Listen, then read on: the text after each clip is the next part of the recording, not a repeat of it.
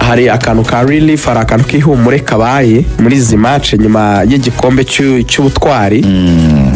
Batsinze match ya AS Kigali muri shampiyona, batsinda match ya Police muri shampiyona, yego batsinda City Boys, zimaze kuba 3 right, ubwo zibaye 3 zikurikiranye, agiye kuzaho Mukura 3 zikurikiranye, harimo n'ebyiri nziza cyane rwose nziza, harimo match ya Police ni match ikomeye na AS Kigali. Amahire yabaye ko APR yo yatakaje match 3 za shampiyona ziheruka, ko APR yatsinzwe na Al Hilal, APR inganya na Bugesera, inganya na Kiyovu. Navuga muri shampiyona, ntabwo mvuga muri Peace Cup. Ibyo byatumye Rayon Sport nitsinda Mukura, APR izaba irusha amanota 3 gusa. Kwa APR ifite 38, Rayon ifite 32, ariko Rayon ifite umukino umwe w'ikirarane. Ko Rayon imaze gukina imikino 19, mu gihe APR imaze gukina imikino 20. Bivuga ko Rayon nitsinda Mukura, ariyo mpamvu wari uvuze ubajije uti babonaga bakina na City Boys batumye effective cyane, ariko ubona ibitekerezo byabo biri ku yindi match. Kuki rero match ya Mukura iri kurusho, ari naho tubwira abareyo tukavuga tuti aha nicyo bita do or die. Nuko iyi ni match ibashyira muri position yuko muvuga ngo APR igiye kuturusha 3 gusa. Burya amanota 3 mufitanye match retour, ibintu byose biba bisa naho bitangiye A0. Sinshaka gusuzugura ubushobozi bw'ikipe ya APR, kuko I know how good they are. Nubwo amaze igihe batitwara neza muri shampiyona, ariko APR ni ikipe nziza. Na Rayon Sport nayo kuba ari ikipe iri kuri chance biragaragara, yego bari gutsinda ariko haracyari ibyo gukosora, ariko all in all bagomba kwishimira byiburi resultat babonye zizi match ebyiri AS Kigali ndetse na Police. Kugira rero ngo zitaza kugira ikizikoma mu nkokora, kuko once banyerera gato wenda Ibera agiye kutwinjiza muri Mukura, twaze tubiganira ejo bundi n'uburyo nawe yahindutse mu bwugarizi ku buryo yanitakira nziza nk'uko yari imeze muri Fazari nyuma yo gutakaza Obedi na Abdul. Ibere n'uyizi cyane arayiganira uko iheruka n'uyiheruka arayijyamo, ariko nge navuga ku bintu nka 3 Rayon Sport gusa isabwa kuri iriya match ibintu bikagenda neza. Icyambere, hari ikintu cyo gutuza cyamaze kubaho. Muribuka abantu bose ari kuvuga umutoza ngo nta kirimo, umutoza ngo ibiki, at least ubu ngubu ngira ngo hari umufana ejo bundi numvishe mtipe witwa Ferdinand w'Imuhanga hari igihe rwose ajya agira amanalize meza. Ni Karikeza baganiraga kancaye mu maso, Karikeza numva kananye kanceho ni mugoroba, yavuze akantu keza ku mutoza. Buriya mu bafana hari umufana uganira ibintu kumva vraiment ashyize bijingo, afitemo gatushe technique vraiment keza nk'umunyamupira. Yaravuze ngo no, Bruno Ferri ari gukora neza, tumuhe icyizere. Umutoza Bruno Ferri iyi match ni y'abafana kumufasha no gutanga message ko turi kumwe.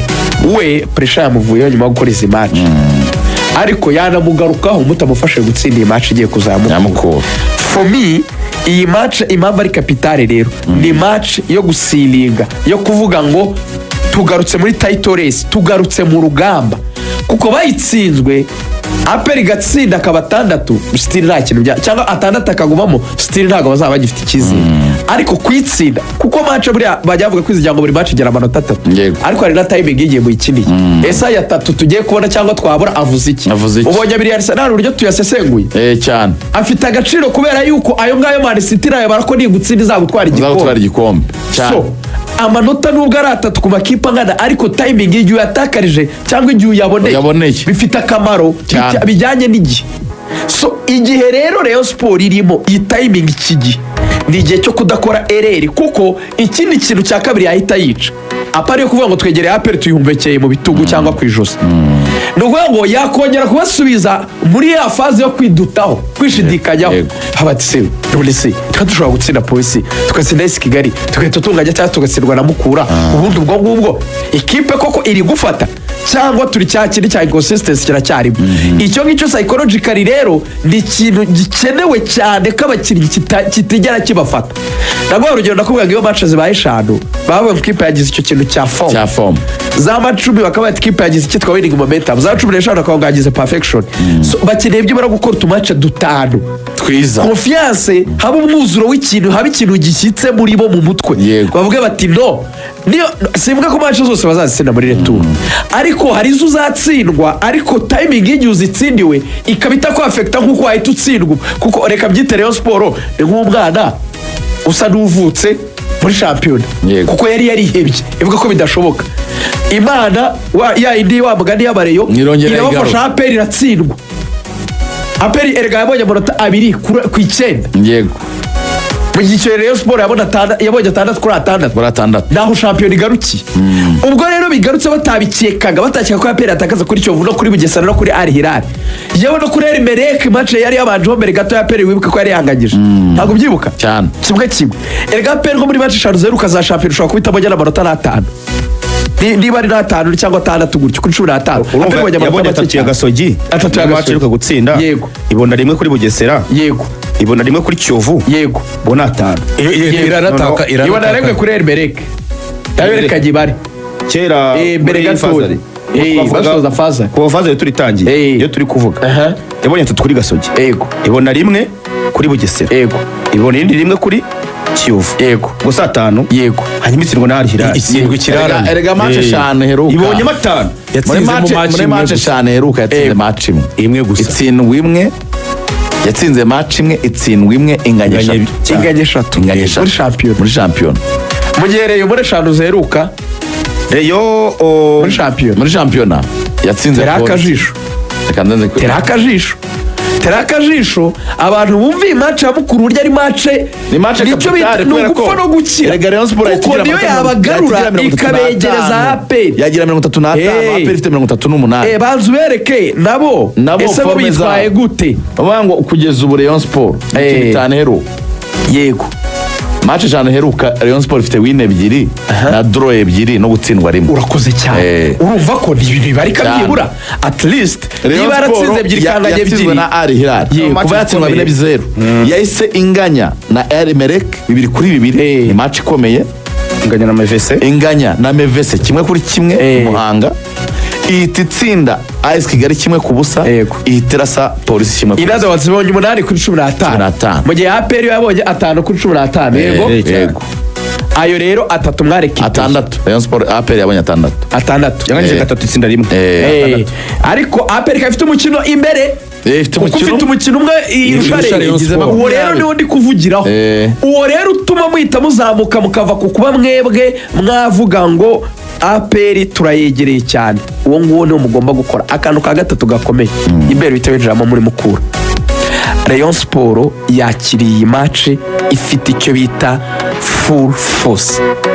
Wenda ntazaza mu kibuga kapiteni kuko yatangiye imyitozo kwa mbere ashobora kuba ataraba 100% Isodiane, ariko nawe twabonye ko umutima wa defense uko ari kwitwara na Kosori Emery na Chimanga c'est pas mal. Kabange kuri 2 twese tubaze kwibona ko cyangwa Obedi uzajya kuri 2 ariko uranamukura Obedi yavuye mejo barashaka kuba yatereka kirema kantu ko kugarira cyane bitsingisha banamwica azakina Obedi gatatu ubwo ni ganijoro. Olivier n'umuzamu wundi wa kabiri mu Ntayega Yezu birazwe. Olivier wundi ngiye mu bari nyuma ya Fiacre ubu ngubu bari imbere bari imbere Fiacre yavunitse ko ntabwo ari gukina bari mu myitozo yo ku giti cye. Gishweka ni uwa mbere ubu. Gishweka ni 0 Gishweka zizamu Gishweka jo ndakubita akomereka ya Polisi turakomeza tuyipanga. Gishweka jo ndakomereka bashatse kumusimbuza na ambulance yageze mu kibuga. Emery yarirutse ajya kuri bench ahabwa ati ndamuzi Gishweka twarakinanye kuva turabana mudakora ikosa. Ndimo kuvuga ati Gishweka urwaye ararutabazamu basimbura ari bazima mumureka isoze. Gishweka zizamu bigaragara ko bafite umuzamu mwiza defense. Mediano babonye ibisubizo. Mediano ndayishimiye Richard arahari cyane mwiza cyane. Bangara wabo barahari. Umupeti wakinnye match ejo ntarindwa Aimable arahari. Rikao Pizarro yaje baburaga mu Mediano. Abedi arahari. Yego Chambe Gruari Ngonga arahari. Abawinga barahari. Ba Toni Kitoga barahari. Yaragarutse. Basane yarakize. Urumva? Vini Nyunga mwemera mutamwemerana warahari. Wamwe rutamwemera yarakize. Kumana Asmani bajya bahengeka nta kibazo. Ba rutayizamu barahari Asmani na Forgan. Ireye umukinnyi dafite ikenewe na Nisudiyanye gusa kandi Emery yamusigariraho neza cyane. Bivuga ngo ahigiye kwipima ivuge ngo tugiye gukora iki muri iyi sezo. Niba dufite abakinnyi buzuye, niba tutari kuri pressure tumaze iminsi twitwara neza, niba tubizi ko adversary wacu banamukozemo defense bayihungabanyije bakoyemo abakinnyi, niba tubizi neza yuko iyi match iri butume APR turusha 3 gusa, no kuvuga ngo ni match capitale, no gupfa no gukira ibe kibazo. Ubwo Mukura ndabyiruka muri Mukura ubushobozi irabufite. Icyo kuyivugaho Mukura ifite ubushobozi, ariko ubushobozi ntabwo byo twavuga ko ifite full force cyangwa se 100%, kuko hari ibibazo navuga nka 3 biri kwigonga. Icyambere ni abakinnyi yatakaje kandi mu buryo itari yateguye, babanzamo rwose ntabwo yari yiteguye gutakaza uyu musore Ishimwe Budoroge muri APR, bituma irekura Obed wa Mukiza ajya muri Reyo. Naje kumenya ko rwose banabwiye nabi cyane MD bamubwira bati kuki watanze Obed kandi ubizi ko tutizeye kugumana Ishimwe Budoroge. Baramurakariye ntabwo byabashimishije nyine kubona hasohotsemo abakinnyi babiri muri defense yabo, muri bane bahari babiri baragiye. Umuaxiare na kabiri icyo kirabagonze ko baratakaje babiri muri defense yabo. Ikindi gishaka kubagonga kuri match nkuru n'abasimbura niyo bafite wabanza ukatubwira abasimbura. Niyonzima Eric niwe wasimbuye umukiza. Ariko ntabwo baramwizera neza, baravuga ati dushaka kugakinisha Niyonzima Eric cyangwa ni mwana witwa Arvin. Turi kureba wamusimbura. Bari basanzwe barimo barabizi ari abana bazamuye. Ni abana nyine bakiri bato ariko Eric ndamuzi. Niyonzima Eric rwose nejo nyine neza. Umutima wa defense not the level ya Obed. Defense Abdul Jalil bari kumukinisha na Tuyishime Emmanuel bavanye mu magajo. Murabyibuka ya magajo ubushize uyu musore yakinagamo, ni umusore w'umuhanga pe. Ni umusore w'umuhanga rwose. Emmanuel yari amaze gufata umwanya, ahubwo Jalil yaricaye. Emmanuel yari amaze kwicaza Jalil. Abdul Jalil rero nawe nk'umukinnyi wakinnye sezo ishize yose ari umustarter. Nta kibazo kinini cyane. Iyindi dutahubwa iri hehe, bafite abakinnyi ubona ko badropinze form basubiye inyuma. Ndahera ku muzamu Sebato Nicolas yasubiye inyuma, hari umureka kumwumva gukina. Ubu ngubu bazanye Jarike n'izamu rya Mukura. Ni umuhanga ariko abura experience. Nibyo yasubiye inyuma bingana gutyo. Jarike ntazongera no kukijyamo.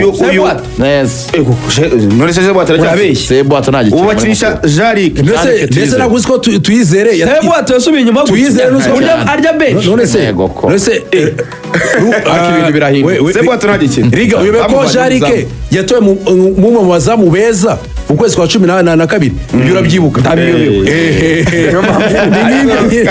Ukana abanyarwanda yo mpamvu nanjye ndi kubona Sebato cyagenze gute. Ngenda muduseho Jarike yatsindwaga ibitego byinshi. Ndibuka yari gukora ya mipira kwizigira yamucikaga mu maboko bakatsinda ibitego byagiye Mukura itsindwa. Yakomerejeho kugira Hari match bura Mukura atakaje muri phase nk'eshatu zikurikiranye zakafiye zigatsinda. Yatsinzwe amakipe ajya kavana n'ibyatumye kwizigira wanadukorera neza ubwo ati Kanizi yose ntago meze neza. Cyatumye yicara. Yatsindishije Mukura kuri match ya APR. Bamupira yarekuye asa n'uwawufashe umugera mu biganza. Yatsindishije Mukura kuri match ya Polisi. Igitego cya Polisi Kinyamirambo. Urimo urabyumva. Indi match ya Gasogi United Ibutare cyagiye batsindwa 2. bamutereye muri centre kijyamo. Icyo gihe yahise baravuga bati muvanemo. Ubwo rero ubwo icyo ni ikibazo rwose. Bararengera babasanga umugabo rwose no hanze ari utundi tuntu turimo baravuga ati ugiye ku ruhande twereke ko byose bishoboka kandi dufite umukino ukiri muto dushobora kuba twaha umwanya. Niyo mpamvu uwitwa Jarike kugeza ubu ngubu ari barahabwa. Mbere ko ninjira muri activation hari amakuru ari mu ikipe ya APR Football Club ku muntu bita Dauda Yusuf. Dauda ejo bundi abantu twatunguwe no kubona no muri 18 atarimo. Nyamara hari amakuru yavuga ko Dauda wari umukinnyi wari watoranyijwe muri 11 aho yabakuza muri 11 bageze i Nyamirambo umukinnyi ngo ntabwo yahageranye na equipe. Dauda urumva afite ikibazo gikomeye. Dauda niwe mukinnyi ushobora gukora ibintu bitakozwe n'undi mukinnyi. ibaze ko Dawuda abakinnyi barimo binjira muri bisi baramutegereje ko yinjira muri bisi baramubura urumva bajya guhaguruka Ishyorongi kuri lokali kugira ngo bajye Nyamirambo gukina n'ikipe ya Kiyovu. Ubwo team manager avuga ati se Dawuda ari hehe ko ntamubona mu bakinnyi, kuko agomba kubanza kureba abakinnyi bari muri bisi mbere ko bahaguruka kugira ngo bahaguruke bose buzuye.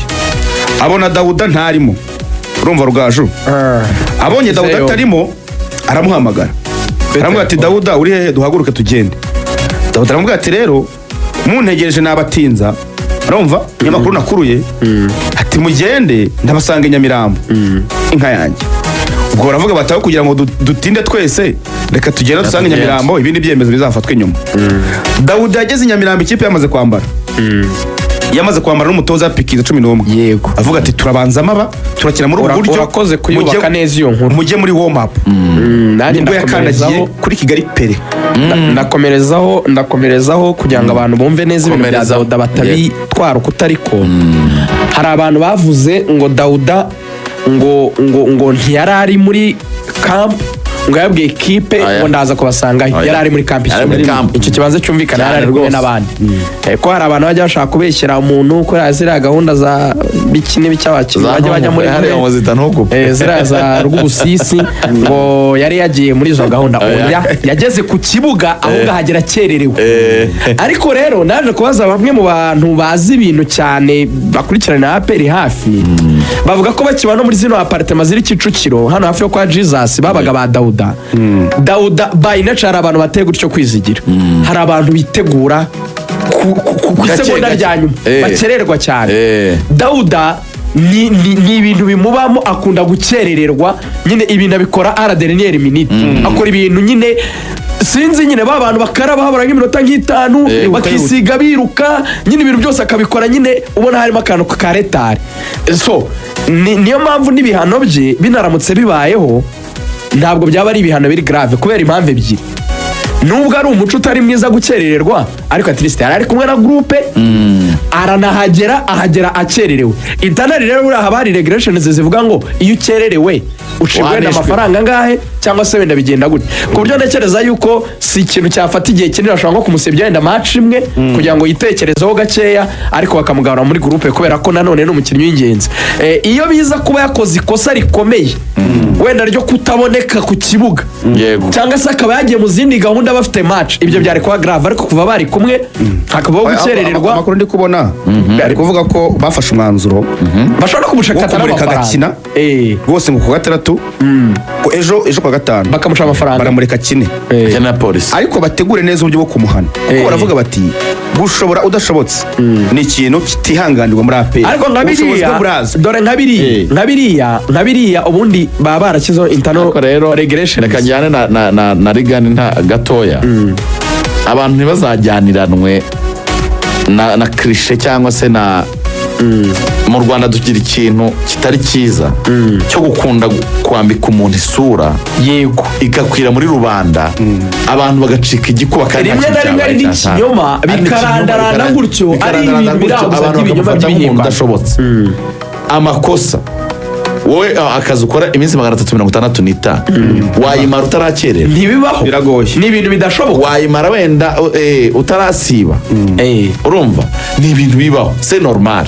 Hari ukuntu Dawuda ni umukinnyi mwiza, kuri ubwo bwiza bwe bamwambike kirije bwa ngo arashoboye ariko ntashobotse, birangire APR biza ariko twebwe nk'amajeshi ibintu byacu ni ku murongo. Urebe nk'umukinnyi baye basheshe nk'amasezerano ye, umukinnyi wo kuri level nk'iya Dawuda bamwambure nk'amasezerano ngo kwera ko bamaze kugira zino kontra kwizigira ibyo bintu bakabijyana ku murongo. Ubundi abatoza nyamara hari uburyo babishyira ku murongo, urabona ko gusiba match ubundi nk'iburayi uzabireba abatoza yakinjira muri equipe yishyiraho icyo bita internal rules cyane, ntabwo nubwo biri equipe bizamo. Uzi ko abandi baba bafite ako nakita nk'agaseke ka equipe, iyo ukoze ikosa nk'ariya ryo gukerera abaravuze ati wenda tuzagucaje wenda nk'amayero wenda nk'igihumbi muri abakinnyi burayi cyangwa se nk'ibihumbi 200, wenda nka Dawuda ushaka kumwe ati turaguhanisha kuguca wenda 300 by'amanyarwanda. Ayo mafaranga mwashyira muri case ya equipe, uzi yafete mukora isoza sezo yego cyangwa nka bya bikorwa bya charity nka ekipe ijya gusura wenda nk'abana b'imfubyi ayo mafaranga uteranya wajya ubaka wasibye imyitozo wasibye ibiki ukateranya yajyana miliyoni nk'eshanu mukagera mu kubakira wenda tuvuge wenda nk'umuntu wenda utishoboye wenda wifarira cyangwa abantu bo mu murenge wa Shyorongi tugaguriye wenda mituweli cyangwa uko bigata umufana mwiza wa sezo abantu babyumve si ukoroshya ikosa ni ukwanga ko abantu bagrava ibintu kuri level bakabigira nk'aho Dawuda yishe umuntu yakerewe yari ari kumwe n'abandi agera ku kibuga asanga yakerewe ekipi iri kwambara nawe bamuhanisha kudakina ntibamuca amafaranga hagaruke muri ekipe hanyuma reka nakire Cynthia Ingabire Cynthia aturutse muri